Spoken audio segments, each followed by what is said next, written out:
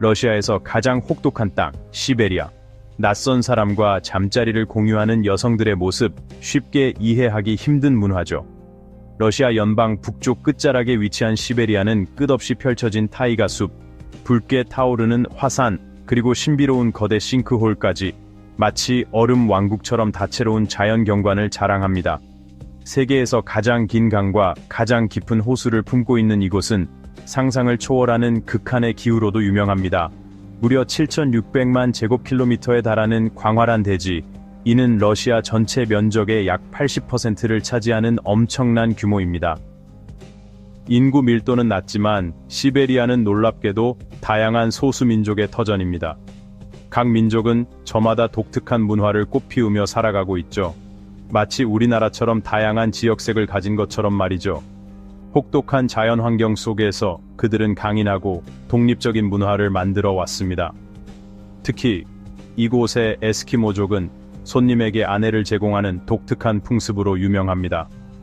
낯설게 느껴지시겠지만 이러한 풍습 뒤에는 그들의 생존 방식과 깊은 역사가 숨겨져 있습니다. 세계에서 가장 추운 마을이 있는가 하면 뜨거운 사막도 공존하는 곳, 시베리아. 악명 높은 블랙돌핀 감옥, 역시 이 땅에 있습니다. 블랙돌핀, 이름만 들어도 오싹하죠. 마치 지옥의 문처럼 느껴지는 곳입니다. 과연 시베리아에는 또 어떤 놀라운 이야기들이 숨겨져 있을까요? 지금부터 시베리아의 17가지 놀라운 사실들을 하나씩 파헤쳐 보겠습니다. 추크치족과 에스키모족, 이 지역에 뿌리를 둔 두 부족은 독특한 풍습을 지니고 있습니다. 특히 에스키모족은 손님에게 여성을 접대하는 전통으로 잘 알려져 있습니다. 세상에는 놀랍고 다양한 문화와 전통이 존재하며 그중 일부는 충격적으로 받아들여질 수도 있습니다. 그중 하나가 바로 지역 여성들이 낯선 사람과 잠자리를 같이 하는 풍습입니다. 현대 사회의 발전과 함께 많은 에스키모 공동체가 이러한 관습을 벌이고 있지만 아직 일부 지역에서는 이를 유지하고 있습니다. 지역 주민들의 믿음에 따르면 이 풍습은 단순한 육체적 욕구 충족이 아닌 척박한 자연 환경에서 비롯된 생존 전략의 일환입니다. 에스키모 여성들은 종종 남성보다 강하고 탄력적입니다. 그러나 힘든 생활 환경과 높은 유아 사망률로 인해 많은 풀스를 필요로 합니다. 따라서 이 지역에서는 친밀한 관계에 대한 엄격한 기준이 적용되지 않습니다. 그들은 나이, 사회적 지위, 외모에 관계없이 모든 여성이 여러 남성으로부터 애정과 존경을 받을 자격이 있다고 믿습니다. 이러한 믿음은 개인적인 관계에 대한 사회적 제약이 느슨한 문화를 만들어 왔습니다. 이 풍습은 지역의 독특한 가치관과 신념을 반영하는 문화적 특징으로 볼 수 있습니다. 여러분은 이러한 풍습에 대해 어떻게 생각하시나요? 댓글로 자유롭게 의견을 나눠주세요. 시베리아 외곽에 위치한 블랙돌핀 감옥. 현재 약 700명의 악명 높은 흉악범들이 수감되어 있는 러시아에서 가장 삼엄한 경비를 자랑하는 감옥입니다. 살인, 폭력, 테러 등 극악무도한 범죄를 저지른 흉악범들이 이곳에 모여 있죠. 이곳 수감자들이 저지른 살인 사건만 해도 무려 4,000건에 달하며 1인당 평균 5건의 살인을 저지른 셈입니다. 24시간 CCTV 감시는 기본, 3중 철문으로 겹겹이 봉쇄된 독방에 수감됩니다. 각 독방 문에는 수감자의 범죄 기록이 적혀 있어 교도관들이 언제든 확인할 수 있죠. 15분마다 교도관들이 순찰을 돌고 독방 내부의 조명은 항상 켜져 있습니다. 수감자들을 이동시킬 때는 눈을 가려 감옥 내부 구조를 파악하지 못하도록 합니다. 대부분의 수감자는 종신형을 선고받고 2번 다시 세상 빛을 볼 수 없습니다. 지금까지 단 한 명의 탈옥수도 없었죠. 이곳에서 나갈 수 있는 유일한 길은 관속뿐입니다. 많은 수감자들이 사형보다 종신형이 더 무섭다고 말한다고 하네요. 여러분은 이 감옥에 대해 어떻게 생각하시나요? 댓글로 여러분의 생각을 나눠주세요. 시베리아의 수도 야쿠츠크, 세계에서 가장 추운 도시로 유명합니다. 젖은 옷은 순식간에 얼어붙고 음식은 햇빛 아래에서도 돌덩이처럼 굳어버립니다. 영하 59도까지 떨어지는 극한의 추위에도 주민들은 이를 따뜻한 날씨로 여기며 일상생활을 이어갑니다. 추위에 단련된 강인한 사람들이죠. 이런 추위에도 얼음물 수영을 즐기는 사람들이 있습니다. 건강에 좋다고 믿으며 꾸준히 수영을 하는 사람들도 많습니다. 마치 겨울철 냉수 마찰을 하는 것처럼 말이죠. 이런 극한의 추위 속에서 갑작스러운 천저하와 동상을 예방하기 위해서는 물에 들어가기 전 천천히 옷을 벗어 몸을 적응시키는 것이 좋습니다. 유분 크림을 바르거나 생선 기름 한 스푼을 먹는 것도 천 유지에 도움이 된다고 하네요. 영하의 날씨 덕분에 뜨거운 물을 공중에 뿌리면 순식간에 얼어붙어 증발하는 눈꽃 놀이를 즐길 수 있습니다. 극한의 추위에도 시장은 열리고 유치원과 초등학교는 휴교하지만 중고등학생들은 학교에 갑니다. 우리나라 같으면 상상도 못할 일이죠? 여러분은 이러한 삶에 대해 어떻게 생각하시나요? 댓글로 여러분의 생각을 공유해주세요. 번호 14. 시베리안 허스키, 독특한 개 품종. 시베리안 허스키는 아름다운 외모, 지능, 그리고 독특한 성격 덕분에 소셜미디어에서 가장 사랑받는 개 품종 중 하나이다. 혹독한 자연 환경을 지닌 시베리아에서 기원한 이 개는 하얀 눈의 땅이라고 불리는 지역에서 탄생했다. 현지 주민들은 허스키를 추운 날씨에 적응할 수 있도록 강하고 끈기 있는 썰매견으로 길렀다. 이 개들은 두꺼운 이중 모피를 가지고 있어 추운 환경에서도 따뜻함을 유지할 수 있다. 가장 흔한 털색은 검은색과 흰색이지만 갈색, 회색, 구리색 또는 다양한 색상의 조합으로 나타날 수도 있다. 또한 한쪽 눈은 파란색이고 다른 쪽은 갈색인 독특한 눈 색깔을 가지고 있는 경우도 많다. 이 품종은 매우 영리하고 활력이 넘치며 학습 능력이 뛰어나다. 다양한 훈련을 쉽게 익힐 수 있지만 독립적인 성향과 고집스러운 면도 있어 훈련 시 인내심과 일관성이 필요하다. 항상 주인과 가까이 지내며 위험으로부터 보호하려는 본능을 가진다. 또한 경찰 및 구조대에서 뛰어난 후각과 지구력 덕분에 활용되기도 한다.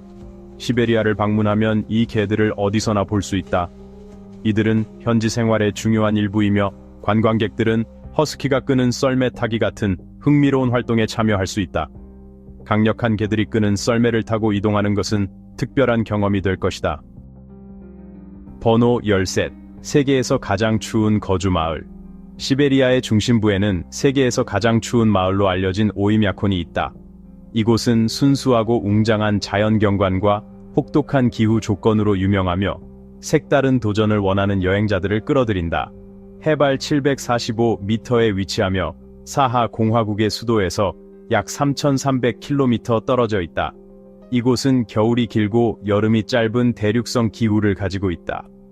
평균 겨울 기온은 영하 50도에 달하며 1924년에는 영하 71.2도까지 기록되었다.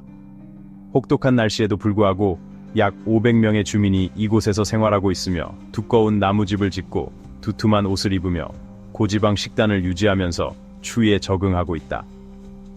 이 마을에서는 얼어붙은 강에서 카약 타기, 추위 축제 참가, 스노우모빌 체험, 그리고 밤하늘 감상과 같은 특별한 활동을 즐길 수 있다. 주변에는 웅장한 산맥, 광활한 타이가 숲, 그리고 맑고 푸른 호수가 펼쳐져 있어 트레킹, 등산, 캠핑 등을 하면서 시베리아 자연의 야생미를 만끽할 수 있다. 번호 12. 세계에서 가장 긴 철도. 시베리아 횡단철도는 세계에서 가장 긴 철도망이다. 19세기 말에 건설되기 전 1600년대에는 시베리아를 가로지르는 것이 매우 어렵고 위험했다. 당시에는 강과 호수를 배를 타고 건너야 했으며 도로도 거의 존재하지 않았다. 또한 여행자들은 혹독한 날씨뿐만 아니라 야생동물, 강도, 원주민 부족의 습격 위험에 시달렸다. 1900년대 이후 이 지역은 광산업과 벌목산업의 중심지로 발전하면서 철도의 필요성이 커졌다. 건설된 후 이 철도는 세계에서 가장 긴 철도가 되었다.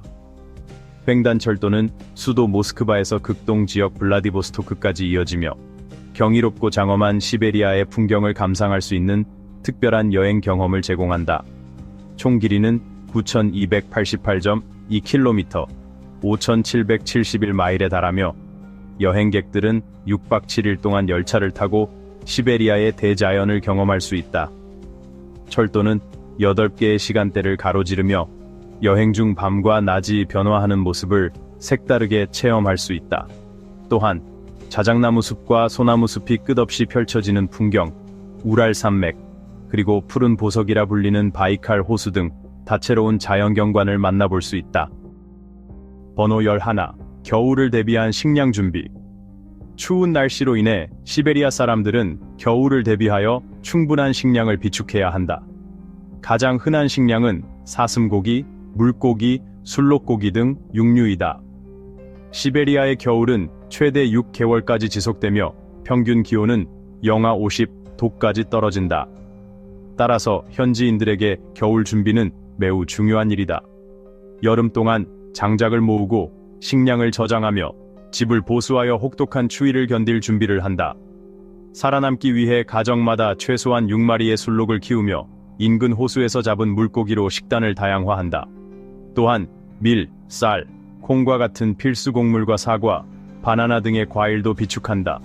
값비싼 채소로는 오이, 양배추, 녹색 채소 등이 있으며 지방이 많은 농축 우유, 치즈, 초콜릿 등도 추위를 잘 견디지 못하는 외지인들을 위해 준비된다. 이러한 철저한 대비 없이는 지구의 냉장고라고 불리는 시베리아에서 생존하기란 불가능할 것이다. 번호 10. 시베리아 눈 조각 축제. 시베리아의 전통적인 축제 중 하나로 자리 잡은 눈 조각 축제는 러시아 전역뿐만 아니라 유럽, 일본, 중국에서도 많은 조각가들을 끌어들입니다. 이 축제는 매년 겨울 시베리아의 수도인 노보시비르스크에서 열립니다. 축제는 보통 2월에 개최되며 이때는 폭설이 내려 모든 것이 하얗게 덮이는 시기입니다. 눈 조각가들이 창의력을 마음껏 발휘하여 차가운 눈 덩어리를 생명력 있는 예술 작품으로 변신시키기에 최적의 조건입니다. 이 축제는 세계 각국의 눈 조각가들이 실력을 겨루는 장이기도 합니다. 조각가들은 정교한 기술과 풍부한 상상력을 결합하여 생동감 넘치는 작품을 탄생시킵니다. 작품의 주제는 전설, 역사적 인물, 사회 문제, 일상생활에서 영감을 얻은 것들이 많습니다. 거대한 눈 덩어리가 조각되어 예술 작품으로 변신한 후 영하 20도의 날씨 속에서 몇 달 동안 원형 그대로 유지됩니다. 또한 축제는 단순한 문화 행사가 아니라 지역 주민들과 관광객들이 즐거운 시간을 보내며 시베리아 겨울의 매력을 경험할 수 있는 기회이기도 합니다. 축제 기간 동안 방문객들은 스키, 술록 썰매 타기, 음식 부스 방문, 특별 예술 공연 관람 등 다양한 활동에 참여할 수 있습니다. 이 축제에 대해 어떻게 생각하시나요? 의견을 공유해주세요. 번호 9. 세계에서 가장 큰 눈송이. 시베리아에서는 커다란 눈송이를 쉽게 볼 수 있습니다. 1971년 브라츠크 지역에서는 지름 30cm에 달하는 거대한 눈송이가 기록되었습니다. 이와 함께 시베리아에서는 다이아몬드 더스트라는 특별한 형태의 눈도 관찰됩니다. 이 눈은 아주 작은 얼음 기둥들로 이루어져 있으며 햇빛을 받아 반짝이는 특징이 있습니다. 주로 맑고 추운 건조한 날씨에 나타납니다. 일부 시베리아 주민들은 눈이 내리는 소리를 듣고 온도를 추측할 수 있다고 합니다. 기온이 낮을수록 눈송이들이 서로 부딪혀 부서지는 소리가 더 명확하게 들린다고 합니다. 눈송이는 단순한 겨울철 자연 현상이 아니라 시베리아 주민들의 문화와 역사 속에서도 중요한 역할을 합니다. 이 아름다운 눈송이에 대해 어떻게 생각하시나요? 의견을 나눠주세요. 번호 8. 나무로 지어진 집. 혹독한 겨울을 살아가기 위해 시베리아 주민들은 외부인들이 모르는 다양한 준비와 생존 기술을 가지고 있습니다. 극도로 낮은 기온에서는 차량 운행도 쉽지 않습니다. 시베리아에서는 자동차 시동을 끈 지 5분이 지나면 연료가 얼어붙을 위험이 있기 때문에 주민들은 꼭 필요한 경우가 아니면 운전을 하지 않습니다. 운전을 해야 할 경우 거의 모든 운전자들이 액화가스 용기를 들고 다니며 엔진이 꺼졌을 때 온도를 높여 차량을 가동합니다. 또한 시베리아의 모든 집은 나무로 지어져 있습니다. 이는 풍부한 산림 자원을 활용하기 위함이며 극한의 추위 속에서 금속 구조물이 균열되거나 부서지는 것을 방지하기 위한 것입니다.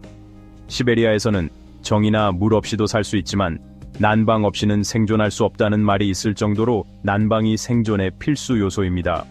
과거 한겨울에 전력 공급이 끊겨 난방이 중단된 적이 있었는데 다음 날 아침이 되자 많은 노인들이 저천증으로 사망한 사건이 있었습니다. 도시 지역에서는 중앙 난방 시스템이 제공되지만 시골 지역은 너무 광범위하여 개별 난방이 필수적입니다. 주민들은 주로 나무를 태워 난방을 합니다. 겨울이 다가오기 한 달 전부터 지방 당국에서는 모든 가정에 난방용 장작을 미리 준비하라고 권고합니다. 시베리아의 혹독한 날씨에 대해 어떻게 생각하시나요? 의견을 나눠주세요. 번호 7. 화산의 땅. 우랄 산맥에서 동쪽으로 펼쳐진 시베리아 지역에는 화산 폭발의 흔적이 남아있으며 이는 웅장하고 신비로운 자연 경관을 형성하였습니다. 이 지역의 중심에는 시베리아 트랩이 있으며 이는 지구 역사상 가장 강력한 화산 활동이 일어났던 곳 중 하나입니다. 이곳은 노릴스크에 위치하며 면적이 약 700만 제곱킬로미터에 달해 러시아 전체 면적의 5분의 1을 차지합니다. 과학자들은 시베리아 트랩에서 발생한 강력한 화산 폭발이 약 2억 5,200만 년 전 페름기 트라이아스기 대멸종의 주요 원인이었다고 믿고 있습니다. 당시 화산이 대규모로 폭발하며 엄청난 양의 유독 가스를 대기 중으로 방출했고 이는 지구의 오존층을 파괴하였습니다. 그 결과 해양 생물의 96%, 육상 동물의 70%가 멸종하면서 지구 생명체의 진화에 큰 전환점을 맞이하게 되었습니다. 현재 시베리아 트랩은 활동하지 않지만 여전히 시베리아에는 장엄한 화산들이 존재합니다. 특히 러시아 극동에 위치한 캄차카 반도는 불의 땅으로 알려져 있으며 160개의 화산이 존재하고 그중 29개는 여전히 활동 중입니다. 이곳은 세계에서 화산 밀도가 가장 높은 지역으로 반도의 남동부를 따라 700km에 걸쳐 화산들이 늘어서 있습니다.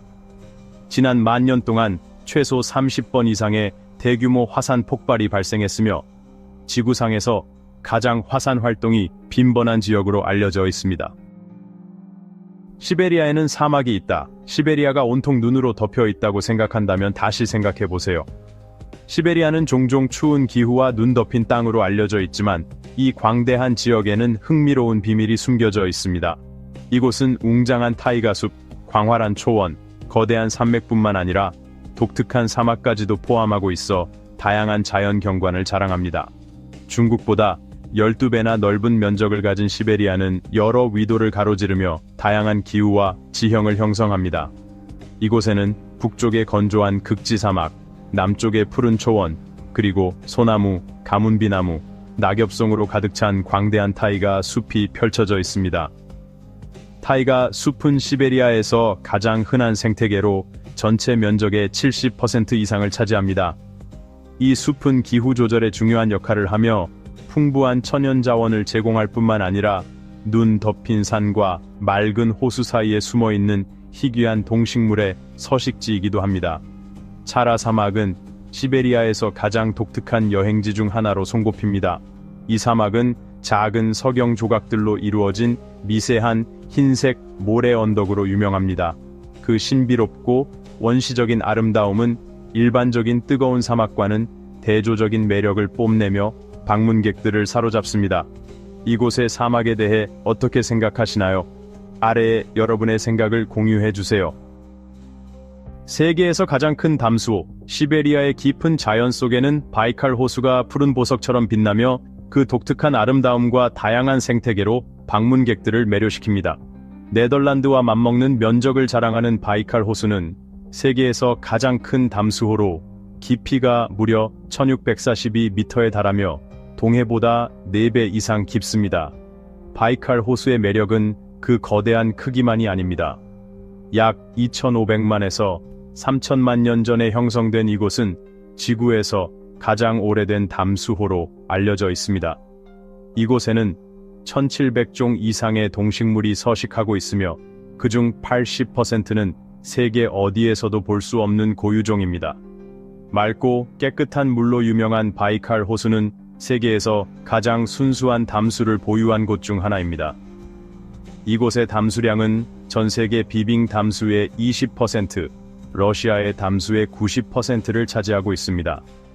바이칼 호수는 자연을 사랑하는 탐험가들에게 완벽한 여행지일 뿐만 아니라 문화적, 역사적으로도 중요한 가치를 지니고 있습니다. 1996년 유네스코 세계유산으로 지정된 이후 전 세계에서 관광객들이 찾아와 장엄한 아름다움을 감상하고 카약, 스쿠버 다이빙, 트레킹 등 다양한 활동을 즐깁니다. 독특한 원주민들의 땅. 시베리아에는 다채로운 문화와 전통을 가진 수많은 원주민들이 살고 있습니다. 시베리아의 주요 원주민 집단은 고대 북부 시베리아인과 신시베리아인으로 나뉩니다. 고대 북부 시베리아인은 약 4만 3만 8천 년 전에 다른 그룹과 분리되었으며 현재 시베리아 원주민과 일부 아메리카 원주민들의 조상이 되었습니다. 반면 신시베리아인은 약 2만 5천 1만 5천 년 전에 다른 그룹과 갈라져 야쿠트, 부랴트, 에벤크, 추크치족 등의 조상이 되었습니다. 현재 시베리아에는 30개 이상의 다양한 소수민족이 거주하며 각 민족은 고유한 언어, 전통, 신앙을 가지고 있습니다. 그중 가장 큰 민족은 야쿠트족으로 약 47만 8천 명의 인구를 보유하고 있습니다. 그들은 자체 언어, 서사시, 전통뿐만 아니라 독특한 영화 산업까지도 발전시켰습니다. 투바족은 독특한 목노래 기법으로 유명하며 세계 각지에서 이들의 음악을 감상하기 위해 방문합니다. 에벤크족은 시베리아와 러시아 극북 지역에서 거대한 술록무리를 관리하는 것으로 알려져 있습니다. 서부 시베리아에는 슈르족이 살고 있으며 이들은 서사시 전통과 목노래로 유명합니다.